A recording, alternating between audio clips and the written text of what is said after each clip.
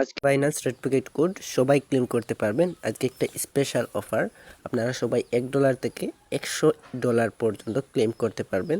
তো কিভাবে করবেন, কোন কোড দিয়ে করবেন সেটা দেখা যাক। বাইন্যান্স অ্যাপটি ওপেন করবেন।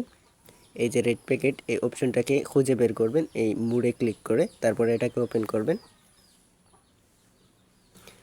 এখান থেকে রিসিভে ক্লিক করবেন।